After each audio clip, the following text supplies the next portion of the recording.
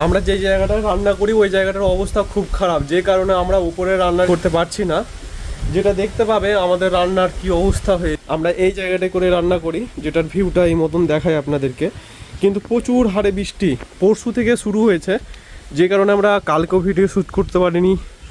আবহাওয়া যা আজ খারাপ দেখতে পাচ্ছি, তা মনে বলছে যে আজকেও শ্যুট করতে পারবো না।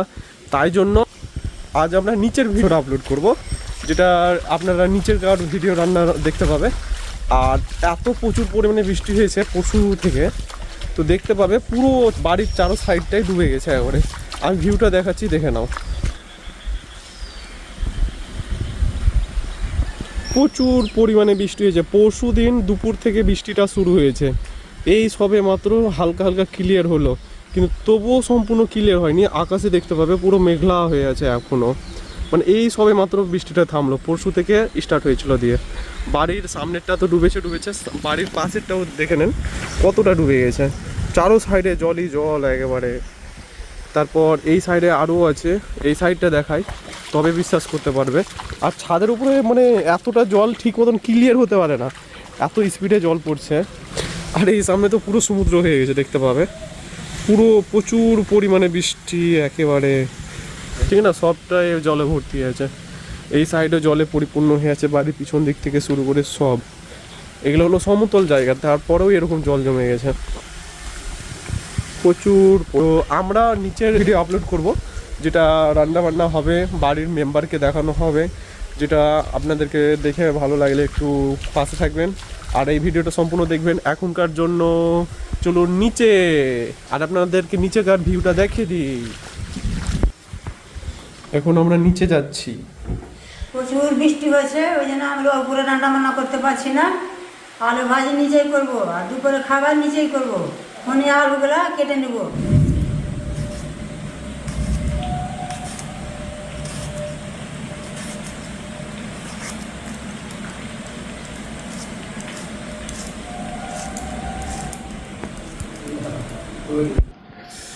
আর এটা হচ্ছে আমাদের দাদু। এখন দাদু সকাল সকাল চা খাওয়া হয়ে গেল। আলুর ভাজা করব, এবার তেলটা দিয়ে দেব। সকালের খাবার এখানে।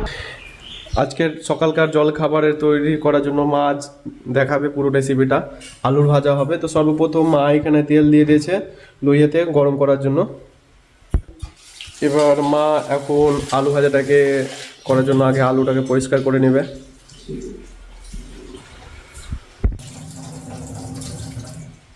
তো বলো। তেল গরম হয়ে গেছে, এবার লঙ্কা দিয়ে দেব।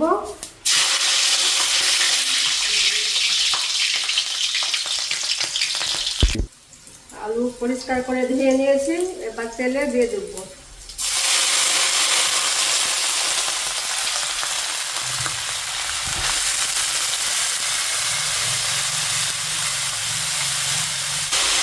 পেঁয়াজ দিয়ে দিয়েছি, এবার ভালো করে নেড়ে নেব।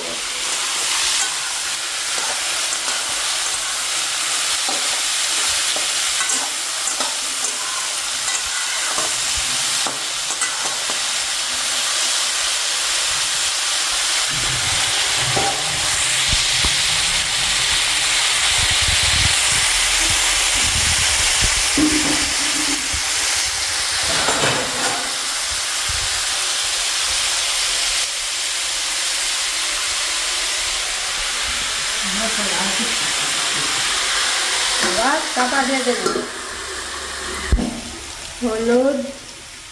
হলুদ গুঁড়ো দিয়ে দিলাম, এবার লবণ দিয়ে দিচ্ছি।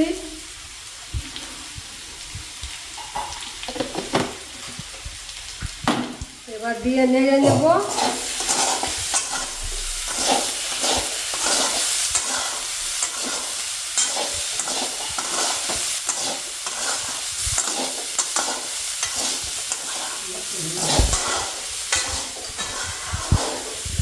এখানে দিদা কি করছে একটু বলে দাও তো। এই যে ময়দা মাখছি, মোটা রুটি করা হবে। এই যে আমরা মোটা রুটি হাতে করে নেব।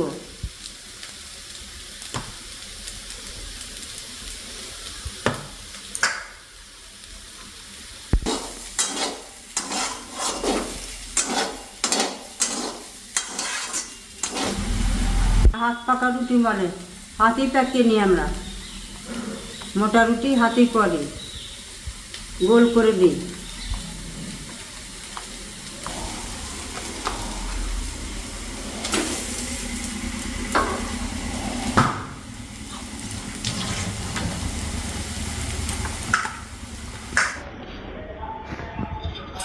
বলো।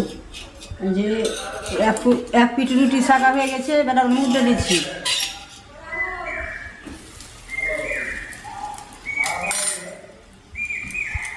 আর আলুর ভাজা লাল লাল হয়ে গেছে, এবার নামিয়ে নেব।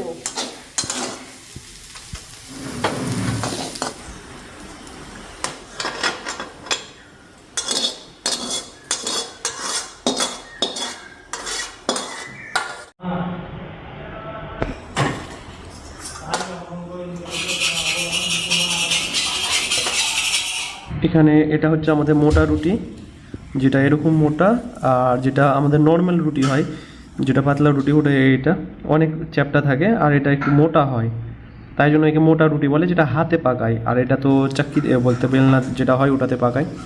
আর এখানে আমাদের আলু ভাজা। তো আজকের রুটিটা খেয়ে কেমন লাগছে সেটা দেখাচ্ছি। এটা হলো মোটা রুটি।